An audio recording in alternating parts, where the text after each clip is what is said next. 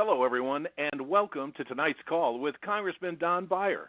During this event, we'll be taking questions from constituents like you. To ask a question, please press star 3 on your telephone keypad to enter the question queue. You can also sign up for our newsletter by pressing star 6 at any time during this call. Again, press star 3 to ask a question and star 6 to subscribe to our newsletter. And with that, I'll turn it over to Congressman Beyer. Congressman, the floor is yours, sir. Dirk, thank you very much. Good evening, and thank you all for tuning in and participating in tonight's telephone town hall. But before I dive into the Trump administration's barrage of questionable legal attacks on the federal workforce, I just want to take a moment to touch on last week's unbearable tragedy, the mid-air collision between American Eagle Flight 5342 and the U.S. Army helicopter at DCA. My office remains at the ready to assist and support the families affected by this tragedy, and there are a number. And also just to keep you updated on the response to this collision as they become available. Shortly after the crash, I hosted a meeting with our local city mayors and the county board chairs to discuss emergency response and recovery efforts and to outline federal support and the way forward, what we actually do with these training flights that's so close to the airport. And I really appreciate their commitment to ongoing collaboration. We've organized a vigil to remember those lost in this tragedy. It's going to be this Wednesday night, 2 nights from now at 5:30 p.m. at Rivergate City Park, right on the river in Old Town Alexandria. This somber remembrance is of course, open for all to join. So I encourage you to visit beyer.house.gov for resources and updates on the crash. Subscribe to my newsletter, and as always, don't hesitate to give us a call. The number is 703-658-5403 if you or a loved one need family assistance related to this collision. But look, tonight, I want to give you the opportunity to share your experiences, concerns, and ask necessary questions regarding the avalanche of executive overreach coming out of the Trump administration that's aimed at the federal workforce that serves our country nobly every day, here in the Washington region and around the world. I don't think we've ever had as many incoming phone calls as we have in the last week. Many of you have called and emailed the office over the past 10 days, and I urge you to continue reaching out. We will try to get to every phone call ASAP. Your personal stories are critical for me and for my colleagues to better understand the dire situation, to give us the tools, the information we need to argue and to argue successfully against what Trump and Musk are trying to do. Like tonight, we're joined by the most recent former acting director of OPM, the U.S. Office of Personnel Management, Rob Shriver. We found the most recent and relevant and talented OPM manager to help us answer your questions this evening. So Rob's an Alexandrian, and he's a true champion for the federal workforce. And right now he's continuing to fight for feds because he's the managing director of Civil Service Strong at Democracy Forward. Tomorrow morning, I'm going to meet with the federal employee unions that represent many of you to discuss what they're hearing from you and the actions they have taken and plan on taking to respond, and where my colleagues and I can help. You know, like many of you, I'm completely outraged by the lies and the attacks on the work, character, and patriotism of feds and contractors that President Trump and Elon Musk have been spewing in order to justify their crusade against the very people who make our government run. This bile has been matched by actions that have targeted the civil service. The return to Schedule F, a return to office mandate on a completely unrealistic timeline designed to maximize attrition and chaos, unjustified terminations, placing blameless staff on administrative leave, and just overall creating a culture of fear and retaliation. I mentioned my office has received thousands of calls seeking guidance on handling the unprecedented and likely unlawful, quote-unquote, deferred resignation offer that was disseminated last week. Not only does this offer appear to violate the Administrative Leave Act of 2016, but this vague ultimatum offers no assurances of fulfillment or protections for those that choose to accept the terms. Look, and you can't, I'd be remiss if I didn't mention that the President and Elon Musk's track record of upholding their commitments is lackluster at best. at best. And I'm furious that they are expecting federal employees to make such an important career decision in such a short time frame. My colleagues in the House and Senate have spoken out against taking this administration at their word, against accepting the deferred resignation. You didn't elect me to give you career advice. At the end of the day, you've got to make the decision that's best for you and your family. We completely respect that. But I just want you to know, this seems dubiously legal and a deliberate attempt to gut the civil service. Your work every day is essential to the functioning of the U.S. government. The Trump administration and his supporters who continuously attack the valuable work you do are out of touch with reality and seem to want to break the government to prove their delusional narrative that the government isn't functional and replace civil servants with political cronies and business associates. Tonight, I'll try to address your questions and concerns the best I can with the minimal guidance we've been given. And unfortunately, when there are unqualified leaders at the helm of reforming efforts, there are going to be a lot more questions than answers.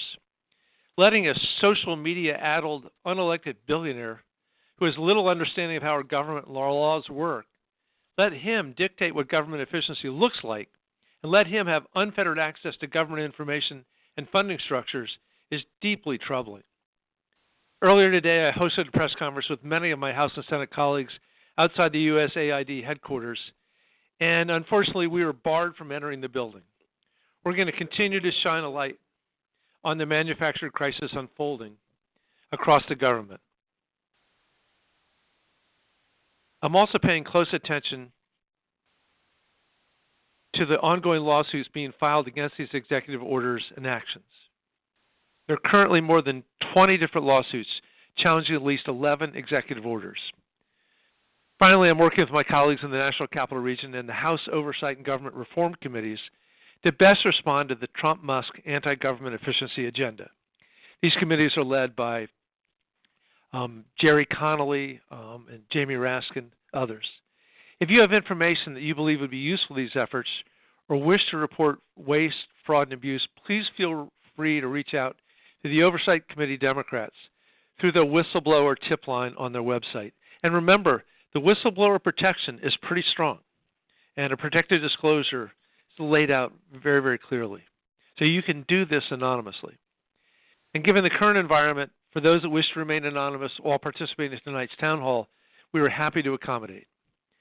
For those that are willing to share their stories to shine light on the real human costs these policies have, we are ready to put you in touch with reporters. There's a lot of reporters who are eager to speak with you to boost awareness and raise the alarm, but only do this if you are comfortable. Look, I'm going to kick it over to Rob now, who can speak more about the legal efforts Democracy Forward is undertaking in response to the Trump administration's executive actions. I look forward to hearing from him on his next steps and any words of wisdom he has for the 80,000 federal employees in the 8th Congressional District as you navigate this new and perhaps hostile work environment. So Rob Shriver, over to you.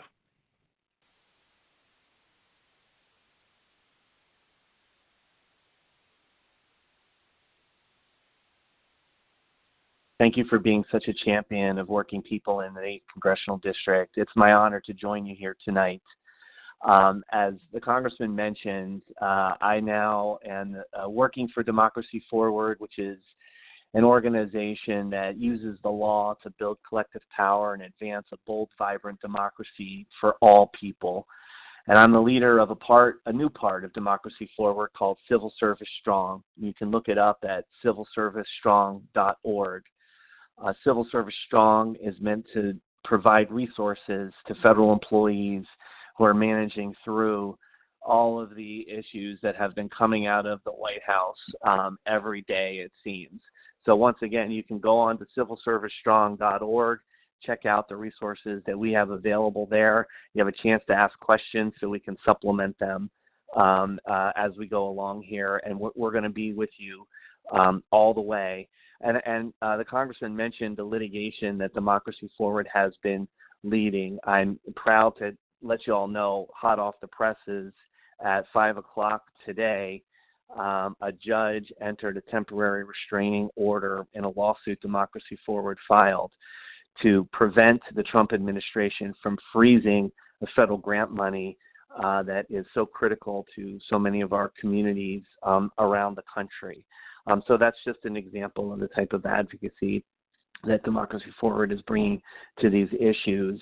I'm also really proud to be here as the outgoing director of the Office of Personnel Management. It's an agency that I have immense fondness for and am devastated to see what the Musk team is doing over there. I've served 2 tours of duty at OPM, both in the Obama administration and then for the last 4 years in the Biden administration. And prior to that, I was a lawyer for the National Treasury Employees Union for 13 years. So the civil service is at the core of my entire career. And so I'm honored to be able to be here and participate with all of you and with the Congressman tonight, and happy to help in whatever way I can. Thanks very much, Congressman. Rob, thanks so much for joining us. We couldn't have a better person who understands how civil service employment works. So, Dirk, let me kick it back to you as we begin the input from our citizens. Yes, sir. Thank you very much. And to kick off the Q&A, we've got a question that was submitted anonymously by one of your constituents, and they say, OPM has sent us emails that say deferred resignation is valid, and if we accept, we won't have to work for the rest of the fiscal year. The emails also say we will keep accruing benefits. Well, the question, doesn't Congress have to authorize this? And is it legal? Dirk, thank you very much, and thanks to whoever anonymously sent that in. Look, once again, I can't give you advice about your career, but let me make it clear, the deferred resignation offer violates the Administrative Leave Act of 2016, and that had bipartisan support. It actually passed in 2017 as part of the National Defense Authorization Act. So let me make it clear, Donald Trump, as president, signed the Administrative Leave Act that makes that the deferred resignation offer violates. Congress also, Part 2, we don't even have an approved budget for this fiscal year yet. We're almost halfway through. Congress has only appropriated agency funding through March 14th, so 6 weeks from now. So there's, I want to believe we'll have a budget eventually, but there's no guarantee that those who accepted deferred resignation now will be able to stay on the payroll until September 30th. And then finally, OPM's FAQ, their frequently asked questions, provides no guidance on whether all those that choose deferred resignation will be accepted. So what happens if you accept it and then they don't accept you? What message does that send? Are you going to be the first one fired? Nor does the resignation or the FAQ clarify what protections you forfeit by signing the deferred resignation. I think virtually every Democratic congressional website says this is a bad deal. Don't do it. However, I'm sure there are individual family situations where it does make sense, but please go in with your eyes wide open. Rob, do you have anything to add to that?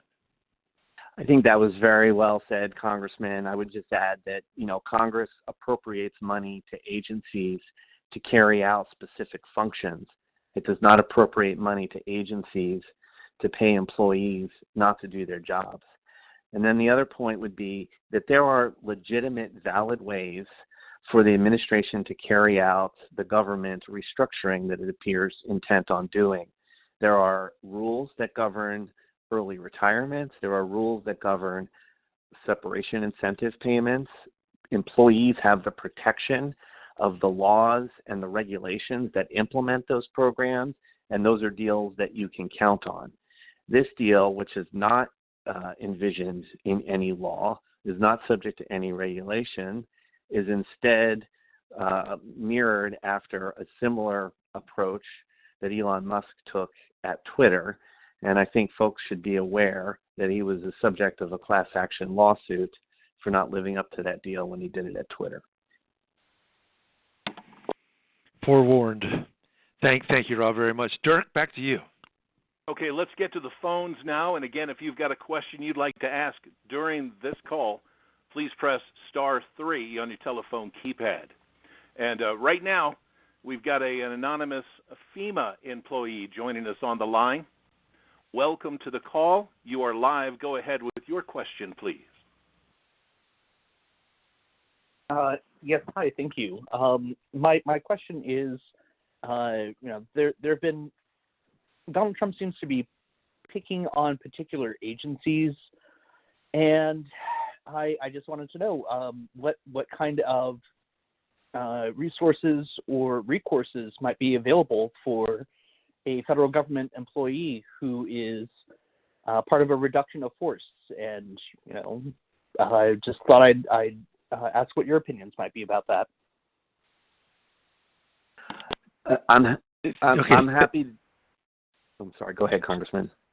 No, go ahead, Rob. Perfect. Go ahead, please. Well, first, thank you for your service with FEMA. Obviously, the American people depend greatly on the work that agency does day in and day out. Look, I think that reductions in force are complicated, and there are a lot of rules that apply when carrying out a reduction in force. And in my many years of experience in working with the civil service, I have seen agencies, even under the best of times, struggle to comply with the technical requirements of a reduction in force. In this situation where you have broad mandates being handed down from the White House, and then you have an interpretation of those mandates that is as broad as possible, I think there are lots of questions about the legitimacy of the reduction in force efforts that are to come. And I think it's really important that if you are subject to one of these reductions in force and you are a member of a bargaining unit, that you consult with your union representative about that, because you may have remedies under the union contract. And furthermore, if you're not part of a union, you can seek legal representation, and because there are often appeal rights for what's called the Merit System Protection Board, a special independent agency that's set up to handle federal employee claims of improper personnel actions and also prohibited personnel practices. And let me just add to Rob's comments that the Maryland Department of Labor has put up a website specifically for you if you're part of a RIF or laid off. And just to reiterate, if you're part of a union, reach out to them, because they're working closely with us and they have lots and lots of those resources.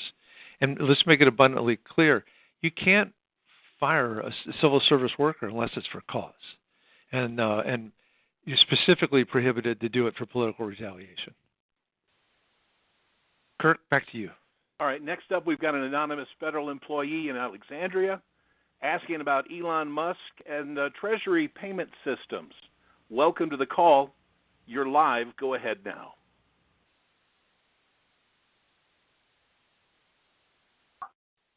Hello there.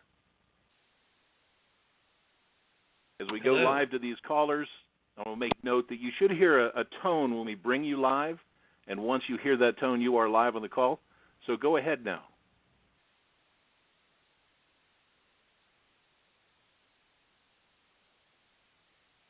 It looks like we don't have the audio right now from our caller. I'll go ahead. But Dirk, ask let me address that anyway, because we have a sense of his concern is about what's happening at Treasury with Elon Musk and his minions taking over the payment system.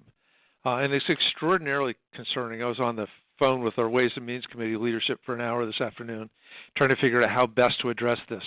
Well, what's abundantly clear is that you have a man who was not elected, who has not passed any security checks, who was not confirmed by the U.S. Senate, who, you know how hard it is to get to be a federal employee. It takes an average of a year. Coming in and throwing out the people who have managed that payment system, literally $6 trillion a year, our Medicare, Medicaid, Social Security, all of our payrolls, including our military payroll. But even more than that, they now have access to our tax information. So our Social Security number, our bank, if you have your refunds or your money that you owe taken out of your bank directly, you know, the ABA numbers and your bank account numbers. This is a huge, huge risk, period, especially for someone who is so close to the Chinese Communist Party. It's just completely intolerable. We are looking at as many different ways we can to work with outside groups to prevent this, to get injunctions going and suits right away, and looking for any other way we can stop this. This is a great danger. And we have two other really important tools at our disposal. I mentioned before that we're still acting on a continuing resolution. I'm sure everyone on the call understands that. Well, I'm in a House right now that has 217 Republicans and 215 Democrats. And the Republicans are actually about 3 different parties right now. So they need Democratic votes to be able to advance our budget, keep the government open, keep what doesn't have Donald Trump's government open. And then part 2, we've already exceeded the debt limit. We're working on special measures right now. To raise the debt ceiling, they are absolutely going to have Democratic votes in the House and the Senate.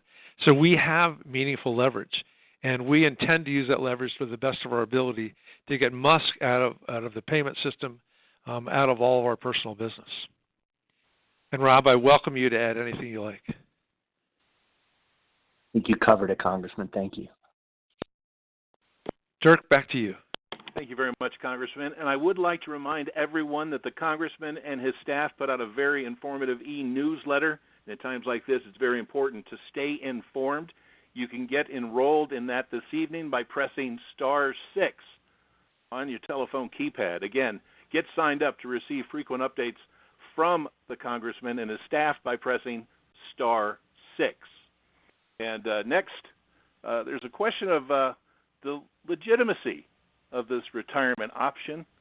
And let's go live to that caller. Caller, you are now live with the Congressman. Go ahead to ask your question, please. Hello, good afternoon. Thank you very much.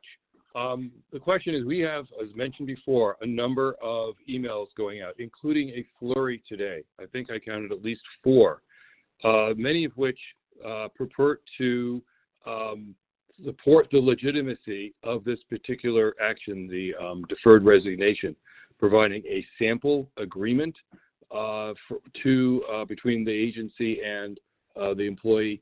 It all seems kind of on the up and up, legitimate, but obviously there's a lot of questions regarding the reliability of this agreement. So the question is, can the federal government, can we hold it, if this offer is accepted, can we hold the federal government to account to enforce any such agreement and the offer? Thank you. A very fair question. Let me kick it to Rob Shriver. Yeah, so I think you're right to have skepticism about that. And I've seen many of these emails, and to me the question is, why are they trying so hard to get so many people to accept this so-called deal? I saw that they have sent out the template of an agreement. I guess my question would be, if they don't live up to that agreement, what is the vehicle for enforcing it? And also my question would be, even if there is a vehicle to enforce it, that takes a lot of resources, energy, effort. And I think sometimes you've seen a strategy from this president to try to wear people out through the judicial process in his private and professional dealings. So I'm very skeptical of both their ability legally to hold to the terms of the deal and of their word on this. And I would point back once again to the fact that there are normal procedures that could be used to accomplish the same goal that they are trying to accomplish, that are established in law, that are implemented in regulation, and that federal employees can count on. And so once again, I ask the question, why aren't they using those procedures? Why are they making up something new that is at best of questionable legal validity? And this is Don. I would just have to add, look at Donald Trump's lifetime of business, and he has screwed people he's owed money to every single chance he's gotten. He's gone bankrupt, I believe, at 6 different times. There are many places he couldn't hold venues in the campaign this last year because he hadn't paid them from 8 years ago.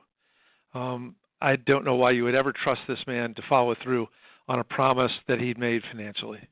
It's just not in his nature. Dirk, back to you. Thank you very much, sir. And next we've got a federal contractor joining us. and concerned about a government agency that's not been vetted. You are now live on the call. Go ahead with your direct question, please. Hi there, thank you. So as stated, federal contractor but not employee. However, we do work closely with the Department of Energy, maintaining a system that contains certain nuclear information. And so our concern is, what do we do and how do we respond if these people from Doge or whatever come banging on our door demanding access to systems when they've not gone through the proper clearances processes to get that system access? I think it is a real concern because the vetting process, and again, this is Rob Shriver here, the Congressman may want to weigh in as well. The vetting process is not just a technical HR, annoyance that should be avoided. The vetting process checks for things like whether somebody is subject to blackmail, or whether somebody is a foreign agent, or whether they have issues with their character that make them unable to have responsibility for large financial systems or large data sets of personally identifiable and personal health information. These are important measures that have been not only implemented but strengthened over time to make sure that the American public was protected. And so I think that the short answer to your question is that you should consult with your security professionals at your agency and follow the rules that are in place. You've all had training about access to sensitive data and the rules around that and the mechanisms to report it if you think that those processes and rules are being violated, and I would encourage you to follow those procedures. Thank you, Rob. Back to you, Dirk. Thank you very much, Congressman. And next up, we've got Lynn joining us as USAID on her mind. Lynn, go ahead with your question, please. Yeah, good evening. First of all, thank you, Congressman, for your vigorous defense of USAID and the work that it does around the world earlier today. I am a USAID implementing partner and work throughout the international development and humanitarian community. I'm also a small business owner. My spouse is also engaged in the sector, and over the last 10 days, we have seen thousands and thousands of jobs lost. And while we're having important conversations about national security, national interests abroad, and how important this work is for our stature around the world, it is also having very real economic consequences in our households. I'm worried about the viability of the small business that I own and the 50 people who I am responsible for, who work for us, and then the larger ripple effects in the region. And I'm wondering what your thoughts are about the economic impact on households and the greater DMV region.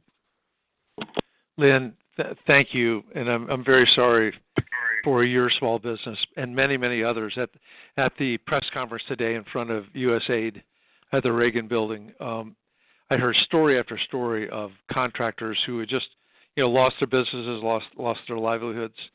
We are fighting back as hard as we can on getting federal judges to lift this pause, this freeze, for many reasons.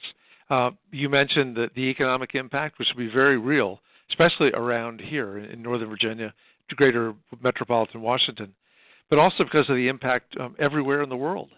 I thought Senator Brian Schatz made the very clear link today between instability anywhere in the world becomes instability here at home.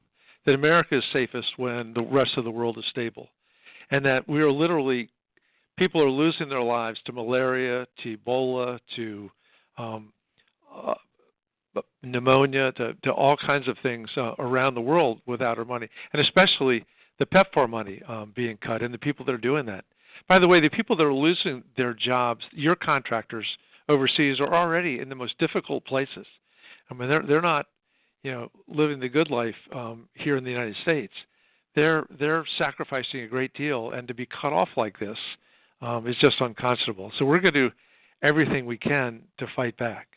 I think Gene Vindman, our new congressman from Prince William County, 25-year Army veteran, pointed out that when we give away our foreign aid money, when we lose that, which is less than 1% of the federal budget, we need to double or triple our military budget to make up for it from a national security perspective.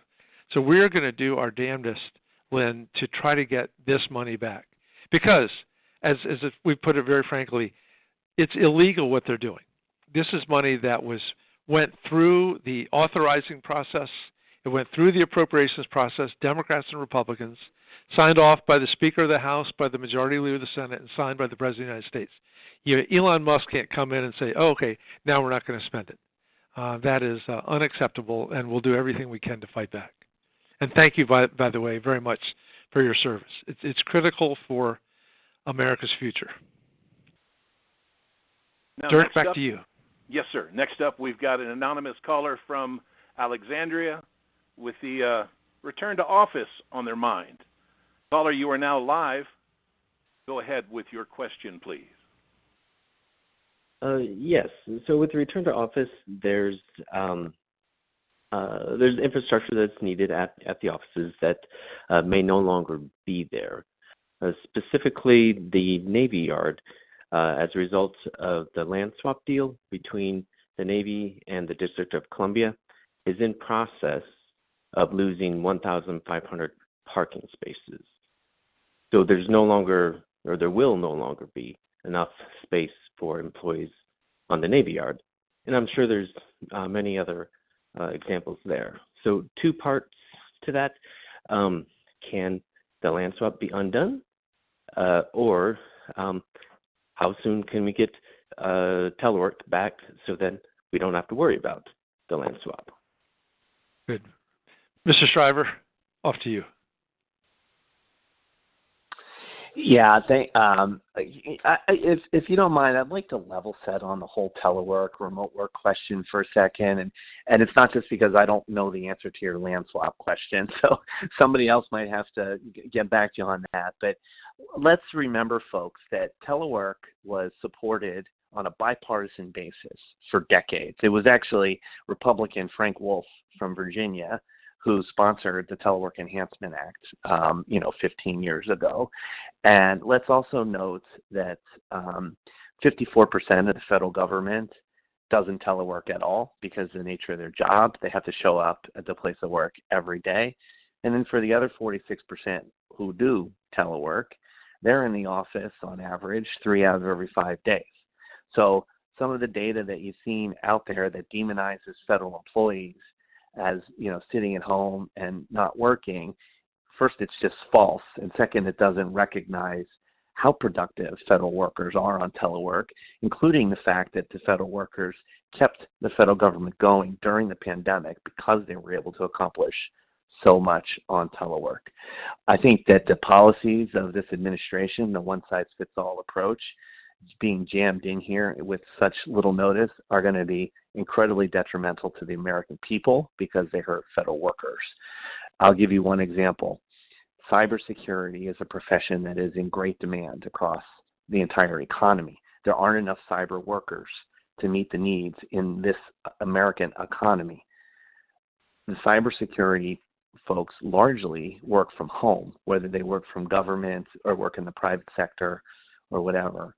And so what is going to be the impact on the federal government cyber posture with this return to work mandate when cybersecurity professionals are in demand outside of the government and can get a job where they're allowed to continue to work from home? These are the types of considerations that I don't think this administration has taken into account.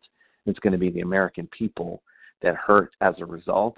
And I don't know when we'll be able to get telework back, but I think the negative impact of this decision is going to be felt by Americans, and hopefully that will help folks understand that this is a solution in search of a problem. Rob, thank you very much. And let me just add that the way Trump and Musk are doing this is a completely unrealistic timeline. People have adapted to this and built their lives around the telework policies that are in place in terms of babysitting and in terms of commute schedules. They're going to return to offices that don't have desks, that don't have computers on them, the phones don't work. It's just completely unrealistic. By the way, I also want to point out that in the last couple of years, since one of the sad but true benefits of the COVID crisis was a surge in U.S. productivity per person. Why? Is because you get up and you don't have to take a shower. You don't even have to put on a coat and a tie or get in the car we have the second longest commute of any neighborhood in the United States, and can start working right away. I mean, study after study have shown that people work harder at home than they do at work. And they're just moving in the wrong direction. And I agree with Rob. We need to fight to keep telework. And when you think about the knowledge-based jobs of the future, they overwhelmingly are jobs that are be filled by people who want to work at home. And we're going to rob the federal government of our best and brightest. Dirk, please proceed. Thank you, sir. We're moving on to another anonymous caller out of Arlington. You are live to talk about your concern over the legality of firing federal workers. Go ahead with your question, please. Hello. Thank you for having the town hall. I'm a federal contractor. My husband's a federal employee. And obviously the last few weeks have been just devastating for federal workers. And everyone's afraid of what's still to come. And I'm wondering what Congress is doing to challenge the legality of firing workers, putting workers on administrative leave when they haven't done anything wrong. All they've done is do their job. And also, what is the local congressional delegation doing to stand up for federal employees who it seems like everyone is demonizing now, and yet these people have, in many cases, given up opportunities in the private sector that might pay more, but they believe in their federal mission and in federal service. Yeah, thank you. You make a very important point. Every study I've seen in my adult life shows that a federal employee gives up a significant amount of annual and lifetime income to work in public service. And you do it because you have a mission, because you're not trying to maximize how much money you can die with. To that end, Jerry Connolly, my dear friend and ranking member on the Oversight Committee, has introduced the Saving the Civil Service Act, and I'm an original co-sponsor with them. It is a good bill. We're going to try to get as many Republicans on it as we can. I don't want to be Pollyanna and think that Speaker Mike Johnson will put it on the floor anytime soon, but we're trying to do what we can. And we do have the 2025 budget that's still not passed yet as a tool to try to protect people from being fired. Rob, can you talk about the legal aspects? I sure can. And I think the congressman made an important point earlier tonight when he said, remember that civil servants have due process protections. Once you complete your probationary period, you can't be fired for partisan political reasons. There is a range of legal remedies that are available to federal employees who are subjected to illegal adverse personnel actions, prohibited personnel practices, and the such. I would, again, always urge you to start, if you happen to be a member of a bargaining unit, to start with your union representative. There is information on the civilservicestrong.org website about the legal rights that are available to folks if you find yourself in this position. A lot of the legal challenges that come up in this area for individuals need to go through that administrative process, the administrative process that's set up that leads to an appeal before the Merit System Protection Board. I mentioned that before. But there also are organizations like Democracy Forward who are looking at whether there is litigation that can be brought in the federal district courts to try to stop these actions before they take place. So that's something to look out for as well. Again, there'll be information on civilservicestrong.org about any of those lawsuits that may affect you. But just be aware that even if you are a probationary employee, they still cannot take action against you for partisan political reasons, to retaliate against you as a whistleblower, for discriminatory reasons. Those would all be prohibited personnel practices, and even as a probationary employee, you can file a complaint with the Office of Special Counsel, and they have the ability to investigate those. Thank you, Rob, very much. Dirk, back to you. Quick reminder for everybody that's on the line with us, if you'd like to get signed up for the Congressman's e-newsletter and stay informed, please press *6 on your telephone keypad to get enrolled. Again, the Congressman and his staff put out a very informative and frequent e-newsletter. You can press *6 to get enrolled in that. Next up, we've got Donna in Alexandria. Donna, you're live on the line. Go ahead with your question, please. Thank you so much. Thank you, Congressman Beyer, and also you as well. I'm a contractor to the government, and I also work in the Navy Yard. And not only do we have a parking issue, but we also have spaces in our place, in our skiff, that are short. We're short-staffed. I should say we're hoteling, in other words. So we also have an issue with telework. But I want to know also about how a person who is not a federal employee, who is just someone like myself without top secret clearance, can get into a skiff, who can get into PII, how they're allowing him access to PII, which is, of course, our personal identification information. And I also have a colleague that is on maternity leave. Unfortunately, she doesn't have a year as a federal employee. So she, of course, is on probation, and she stands to be on the list.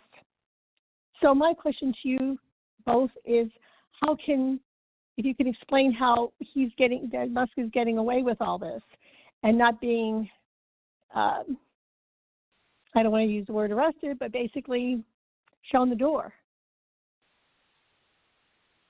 Thank you.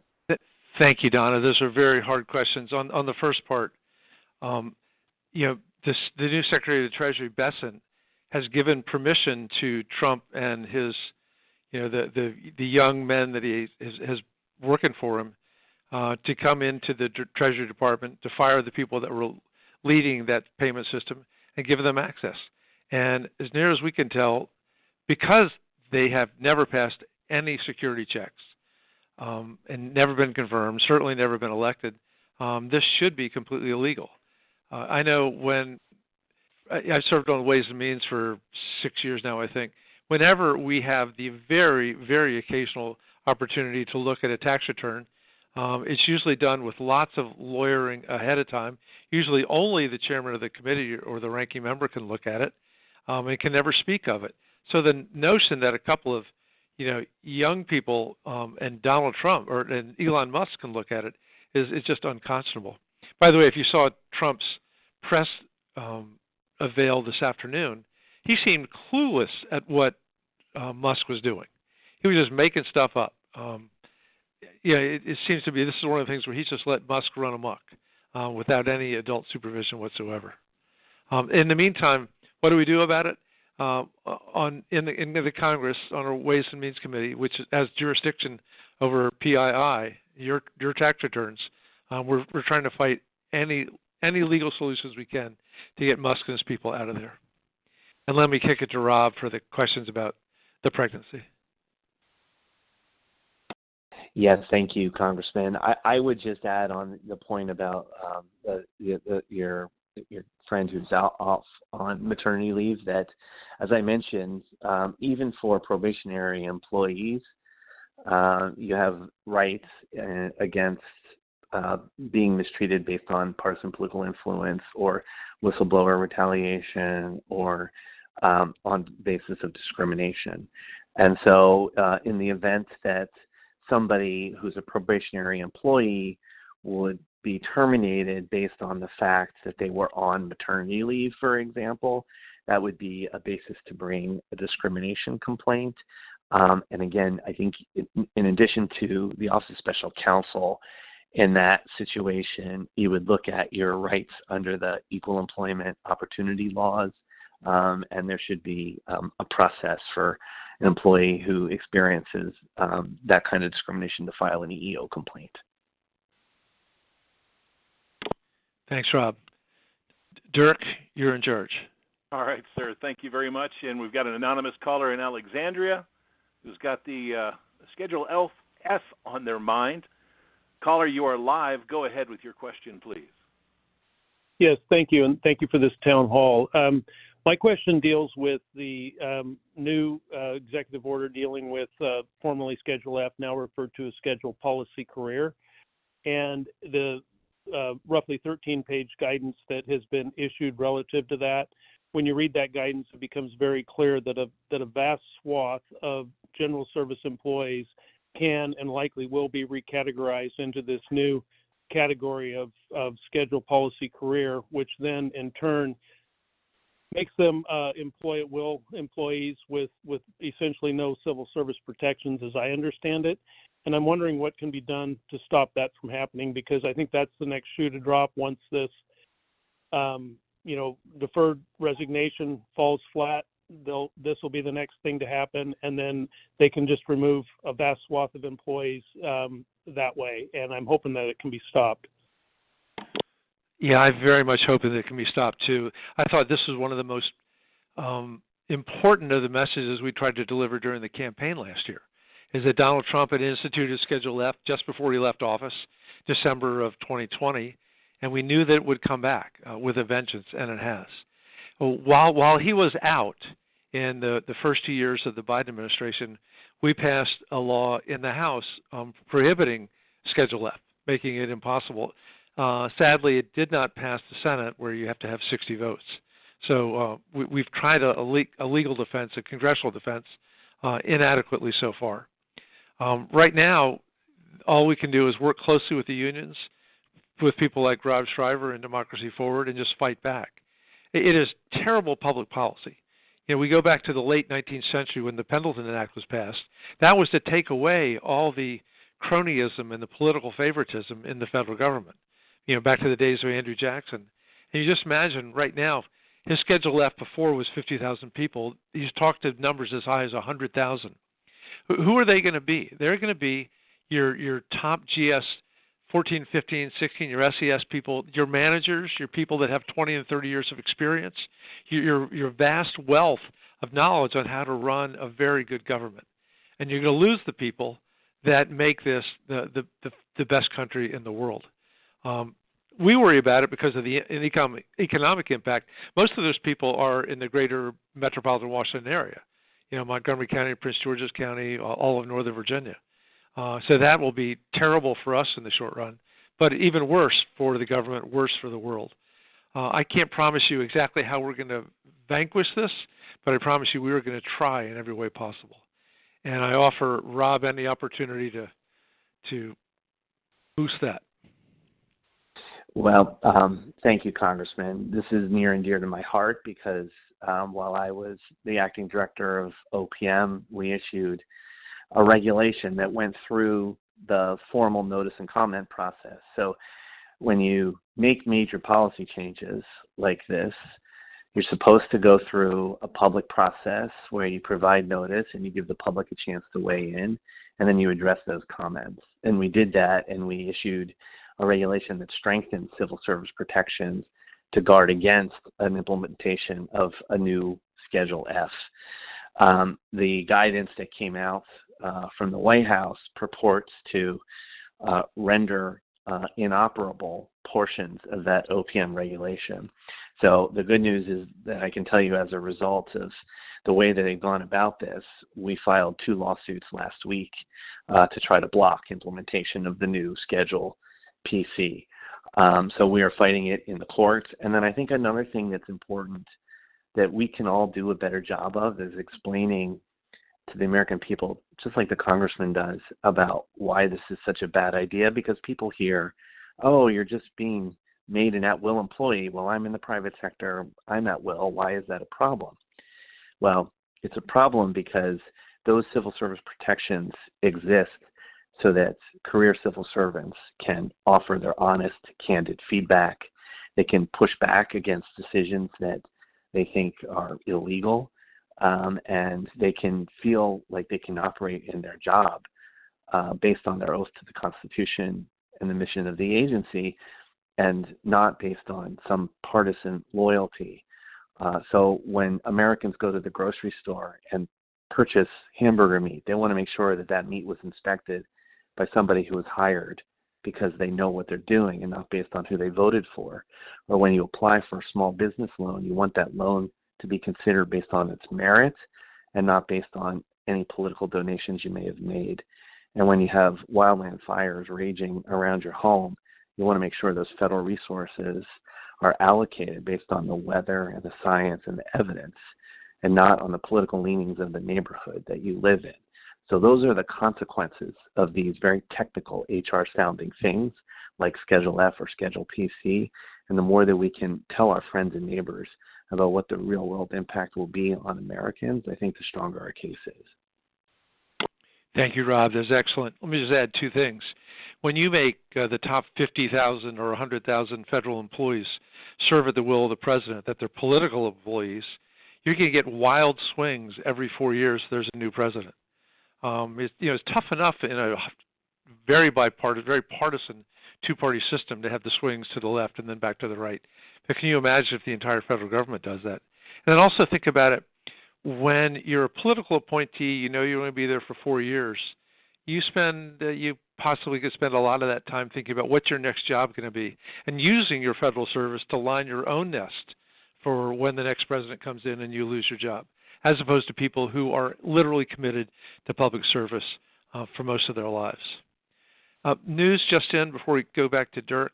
We just got news that 2 federal employee unions, AFG and SEIU, have filed suit tonight seeking to block DOE's access to those Treasury Department payment database. Relevant to the last couple of questions, there are good people trying to do good things to stop and get Trump out of the Treasury Department ASAP. Dirk, off to you. Next up, we've got Karen in Alexandria joining us. Karen, you're live on the line. Go ahead with your question, please. Hi, thanks so much for your time this evening. As a federal employee who is currently on administrative leave due to the DEI executive memo and executive order, this is an incredibly stressful time. And I haven't received any guidance from my agency. I'm also a probationary employee, just to put, 2 notches in that. So it sounds like as an accepted employee, I still may have some protections and maybe some options available to me if that reduction in force is fully implemented. That memo came out last week, but I haven't received any guidance yet. But I just wanted to see if anybody had any insight into what may be going on with those of us still waiting to hear back on the risk. Mr. Shriver? Thank you, Congressman. So I think, as I mentioned a little earlier, these reduction in forces are they're complex HR matters to pull off. And what I have seen in talking to people across government is that agencies have taken a very broad interpretation of who worked on DEI. And so people who have been put on administrative leave have included, for example, folks who maybe just took a training that was related to DEI, or folks who volunteered as a collateral duty to work on an interagency council that maybe worked on DEI matters, or Pathways recent graduates or PMS who maybe spent a tour of duty in a DEI office but then moved on to other work, and people who worked in DEI maybe in November and then moved into other jobs after that, so they no longer work on DEI. I think that reach of this policy is highly questionable. And when you move from the administrative leave phase to the actual reduction in force phase, I think that the agencies are having to come to grips with the fact that such a wide swath approach is not necessarily defensible. So that might be one reason why folks are on administrative leave and waiting to hear what happens next. And also, thank you. I'm glad you heard me that probationary employees shouldn't just surrender. If you feel like you're being subject to mistreatment based on discrimination or partisan politics or whistleblowing, that you do have those rights. And even through a reduction in force, there are procedures the agency needs to follow to carry that out correctly, and they're likely going to be challenged before the Merit System Protection Board. Thank you, Rob. And Karen, thank you, by the way, for your service. Good luck. We hope it works out for you. And on DEI, I thought one of the saddest press conferences I've seen in a while was Donald Trump the other day on the plane crash, where the first 4 minutes he was sober and thoughtful and expressing sorrow, and immediately shifted to blaming everything on DEI, which is absolutely crazy and unfounded. And somehow he thinks that whatever wrong track is going on in America is somehow because we are trying to include people from diverse backgrounds in our economic progress. You know, it's a diversion from what's really going on, which is massive, massive tax cuts for the billionaires and the millionaires and the corporations. He's trying to distract us from this massive shift of wealth from the working men and women of America to his friends. And the DEI is a red herring. In the meantime, it's hurting a lot of really good people, and we're going to fight for them as best we possibly can. Dirk, back to you. So looking at the clock, it looks like we have time for just one more question, and that honor goes to Carice. Carice, you're live on the call. Go ahead with your question, please. Hi. My question for the representative is I am an employee at the FBI, as is my spouse, and there's a lot of, I think, fear going on about the reprisal against employees at the FBI who have been involved in January 6th in the Mar-a-Lago documents case. So my question is what is the representative and others in Congress doing to protect the FBI, all people who are doing their jobs for the right reason to protect the American people and uphold the Constitution and do things by the rule of law? Thank you. Carice, thank you very much. So thank you and your husband for your public service. We are trying to raise hell. We will use the power of the budget to do what we can to protect those. It is unconscionable, and I think violates the basic sense of fairness for most Americans that a civil servant, an FBI agent, or a Justice Department attorney who is assigned to work on a specific case can be fired because he was doing his or her job. It's just absolutely not right. And I think we start by denying Kash Patel the FBI directorship. And this is a guy who has promised again and again on national TV to seek vengeance on his enemies and Donald Trump's enemies. It's the last person we need to uphold the integrity of the FBI. And I'm hoping that we will get enough Republican senators to peel off and deny him that. In the meantime, Carice, we will do everything we can think of to try to protect those FBI agents, who, by the way, once again, back to Rob's comments, they can't and shouldn't be fired for doing their job. And Rob, let me let you finish with your much better insights on this. No, I couldn't agree more, and I think it's a really bad precedent for the government to have a new administration come in, and because they didn't like things that the prior political leadership did, to take it out on the career employees. And I think it's really dangerous going forward when career employees are trying to figure out how they can do their job in a world where they're potentially going to be targeted if the next administration comes in and doesn't like the policies of the previous administration. And so I think, the FBI agents in particular, they're making us, the administration is making us all less safe by taking these actions. It's putting our safety as a country and as a population at risk, and it's a bad deal for all of us. Rob, thank you very much. we're at the end of the hour. I just want to thank all of you for hanging in there with us. Thank you for your ideas. Thank you for expressing your very real concerns. We've been taking very good notes, and we'll try to fight as hard as we can in any way we can. Send us your ideas. Please don't hesitate to call or send an email. We try to answer everyone. And please be hopeful. Life is long. These are really dark times. They're the worst 2 weeks I've ever been in Congress. I'm sure it is for many, many of you. But it is going to get better. I don't tell you when, but you can't lead without public sentiment. And the public sentiment is inevitably going to turn against someone who is Musk and Trump, who is about themselves rather than about serving and loving and taking care of the American people. If anything, Trump was elected to fight inflation. And so far he's done absolutely nothing, including those stupid tariffs on two of our closest friends and allies, Mexico and Canada. Nothing that will bring prices down or keep them from going up. In the meantime, we're going to keep trying to work for the honest men and women, families of America going to work hard every day. Please stay in touch. We'll do this again soon. And thank you very much. If you're on this call, you almost certainly have dedicated your life to public service, and we are deeply grateful. And Rob Shriver, thank you. You're a great partner, and thanks for all you're doing for these good folks. Good night to all of you. Thank you. Echoing those words of thanks, thank you for joining us on tonight's live telephone town hall with Congressman Don Beyer.